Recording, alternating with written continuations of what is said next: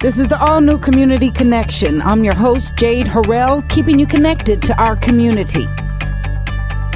Well, we can't emphasize enough the importance of having a regular mammogram done. Well, we are joined today to talk about that once again so that we can keep it top of mind. I am joined today by Dr. Catherine Appleton, the Chief of Breast Imaging at the Washington University School of Medicine and the Mallinckrodt Institute of Radiology. Thank you for joining me today. It's my pleasure to be here. Thanks for having I always am excited to have someone to help wave the banner of awareness and screening.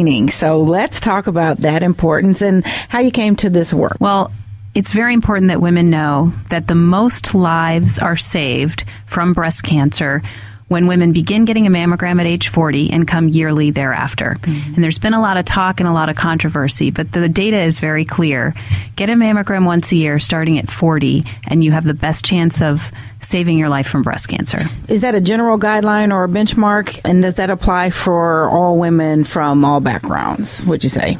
That's a general guideline for average risk women. There are going to be some women out there who are higher risk for breast cancer. Perhaps they have a very strong family history of breast cancer, or they or someone in their family is affected with one of the gene mutations like the BRCA or BRCA gene. And for those women, they need additional screening. But very importantly, there's still no replacement for the mammogram, even among the most high-risk patients. Mm-hmm. So we talked about, or you mentioned that there's been a lot of controversy and talk, and I can imagine there's some misunderstandings and myths that exist. So what seems to be a common misunderstanding among women in the need for mammograms?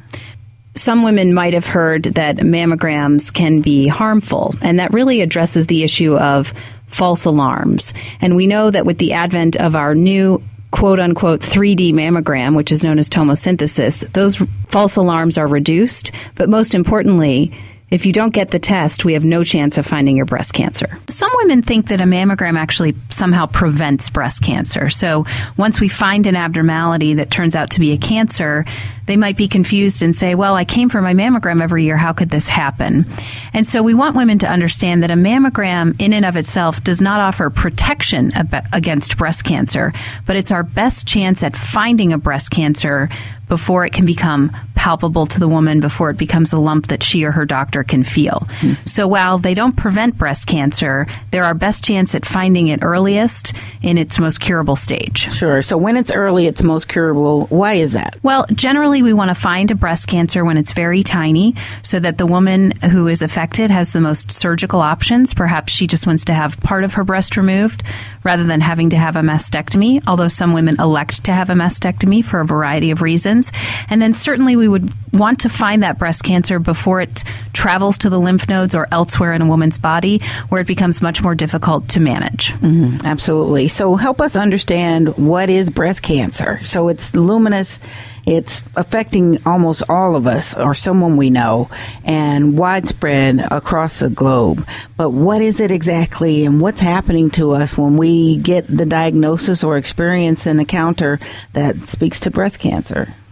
Well, I think what women should know is that about 1 in 8 women will be impacted and diagnosed with breast cancer in her lifetime.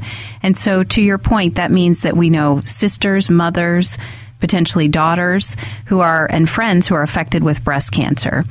And breast cancer is not cookie cutter. There are lots of different types of breast cancer, so what works for one woman in terms of treatment may be something different for another. So it's important that women are empowered and educated to know that they are the driver. They need to get screened. They need to come with questions if they're diagnosed with breast cancer, and they need to educate themselves because it's not one size fits all. It's a heterogeneous disease. Very much so. Where's the best place to start? You know, because it can seem like a lot of information, a lot of differing information, varying information. Where would you recommend we start? Women should start with a conversation with their doctor or healthcare provider, and they should be having conversations at home with their family members.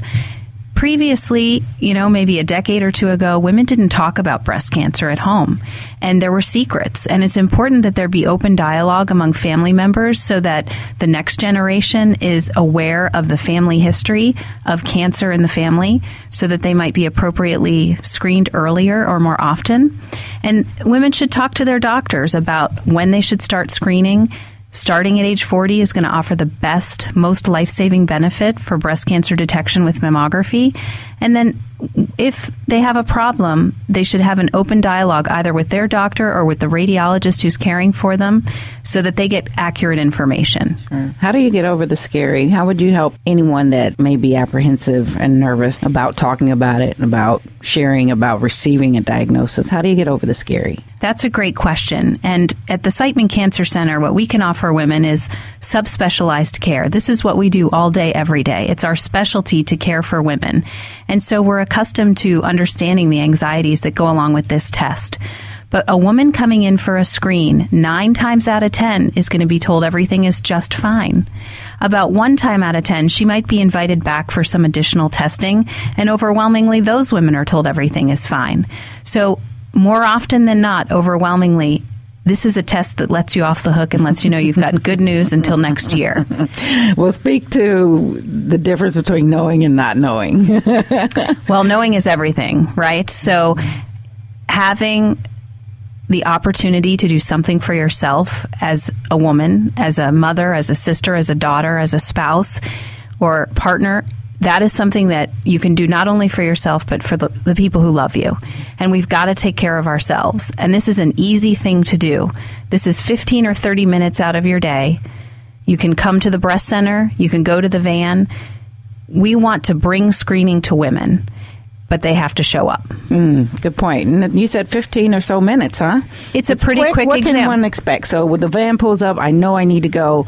I knock on the door, I go in. What would it be like? What would my experience be like? At the Siteman mammography van, you can expect to have a positive experience getting your screening mammogram. You're going to be greeted by a technologist who specializes in this test. She's imaged a lot of patients, and she knows how to help get that patient through it.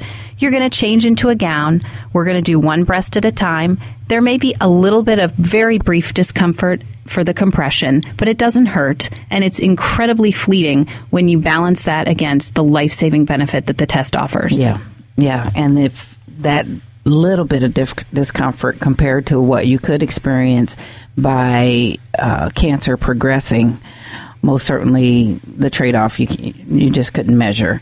Also, could you share with us what are some of the risks and dangers of not getting screened and the advancement of cancer untreated? Let's look at the real story, the reality of that. So mammography has been criticized for causing harm to women because it's not a perfect test, but it is the best test that we have. Okay. And the biggest harm of all is not finding the breast cancer. So in my opinion, and what the scientific evidence shows, is that when a woman comes once a year beginning at 40, she maximizes her life-saving benefit. And when the cancer is found inside the breast, and it has not gone elsewhere in the body, it is at its most curable. And we know that mammography saves lives. So we want women to come. We don't want them to be afraid. And if they're afraid, we still want them to come because we will get them through it. Come anyway, because it could save your life. Right. Do you have some numbers to share about the differences that it's made over time? Absolutely. So multiple scientific studies done here and internationally over decades tell us that when a woman gets a regular mammogram beginning at age 40, her risk of dying from breast cancer drops by 1/3 to almost half. And if you don't, the less you show up, the less benefit you get. Sure. What kinds of things can we do to support what mammography is designed to do to help us be aware and detect early and or prevent breast cancer? What kinds of things personally could we employ? Well, I think first women should know that screening mammography is a covered service, federally funded through their insurance. And for women who don't have insurance or who are in the middle and are what we call underinsured, at the Siteman Cancer Center, at Mallinckrodt Institute of Radiology, we have programs to help pay for women who otherwise could not afford a mammogram. And we never want that to be the reason that they don't come. That's right. We don't want you to not do it because you believe that it's financially prohibitive.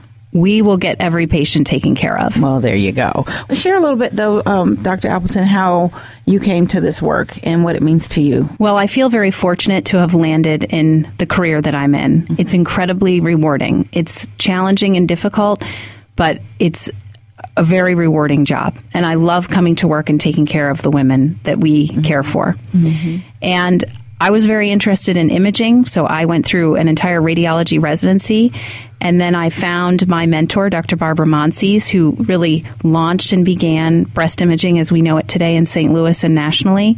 And it's just been a growth over the last 15 years, and it's been a wonderful journey, and I hope it continues. Absolutely. Do you have a message for the loved ones, the fathers, the families, the supporters? Encourage your partner, spouse, mother, sister, daughter to get screened. It could save her life. There you go. Simple as that.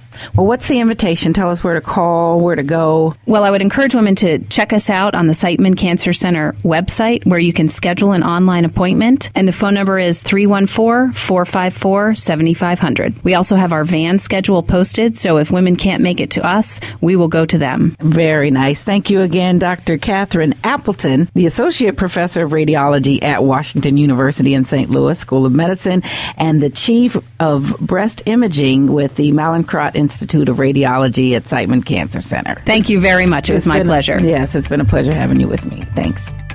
All right, that's it for this week. If you have questions or comments or have something you'd like to include in the community calendar, you can leave a message on our message box at 314-333-8369, 314-333-8369. And for more information about our show or any of our guests, you can visit us online and listen to the podcasts at Spreaker.com. That's Spreaker.com. And search Community Connection with Jade Harrell. You all be blessed, do blessed, and take care.